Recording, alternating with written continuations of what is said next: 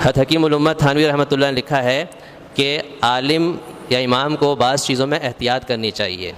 ایک عام آدمی تو کرے لیکن عالم وہ کام نہ کرے. مثال کے طور پہ انہوں نے لکھا ہے کہ کبھی کوئی عالم یا امام کسی کا ضامن نہ بنے، گارنٹر نہ بنے،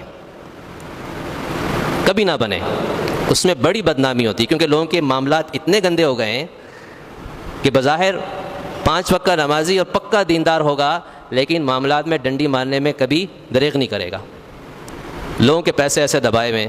اب ایک آدمی کہتا ہے یار ولی صاحب، مجھے بھی 1-2 مرتبہ کسی نے کہا نا آپ ان سے بات کر رہے ہیں، میں نے قرضہ ان کو واپس کرنا ہے، اتنے ہزار یا اتنا پیسہ دینا ہے، اور وہ وقت ہو چکا ہے، بار بار مجھ سے تقاضا کر رہے ہیں، یار مجھے مہلت دلوا دیں. ان سے کہتے ہیں میں پہلی کو دے دوں گا یا 1 مہینے کے بعد دے دوں گا. تو فرمایا کہ کبھی ضامن نہ بنو کسی شخص کے پیسے ادائیگی کے کہ بھئی یہ پیسے تمہیں پہلی کو دے دے گا. فرمایا کہ امام کبھی ایسے شخص کا ضامن نہ بنے، کیونکہ عموماً وہ شخص پہلی اس کی کبھی نہیں آتی اور پھر لوگ گریبان امام کا پکڑتے ہیں. کیونکہ امام ضامن کا مطلب یہ ہے کہ اگر اس نے ادائیگی نہیں کی تو مجھ سے مطالبہ کرنا. تو بھئی میں کیوں ضامن بنوں؟ اگر مجھ سے کوئی کہتا ہے نا، میں کہتا ہوں بھئی اس نے یہ کہا ہے، اب آپ جانو اور یہ جانے، میں ذمہ دار اس کا نہیں ہوں. اس نے یہ کہا ہے کہ میں دے دوں گا، اب آپ کو اس کی بات پر اعتماد ہے تو ٹھیک ہے آپ اس کو مہلت دے دو. اگر آپ کو اعتماد نہیں دو، لیکن کم از کم میں ضمانت نہیں لے سکتا کہ بھئی یہ آپ کو پہلی کو دے دے گا.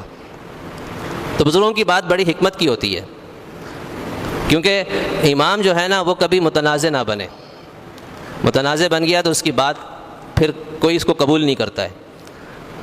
جیسے میں نے اس دن جمعہ میں بتایا نا کہ عموماً سیاست کی بات اس لیے نہیں کرتا کہ سیاست کی جو بات اس زمانے میں پاکستان کی سیاست سے متعلق جو بات کرتا ہے وہ متنازع بن جاتا ہے. اگر آپ نے ذرہ برابر بھی ایک پارٹی کی حمایت کر دی تو سمجھ لیں کہ آدھے نمازی آپ کے مخالف ہو گئے.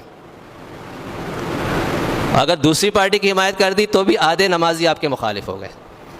پھر آپ کتنی چیخ چیخر اور کتنی حکمت کی اور کتنی مصلحت کی اور کتنی اصلاح کی باتیں کریں، آپ کی وہ آدھے نمازی بات یہاں سے سنیں گے، یہاں سے نکالیں گے، کیونکہ ان کا اعتماد ہی ختم ہو گیا نا.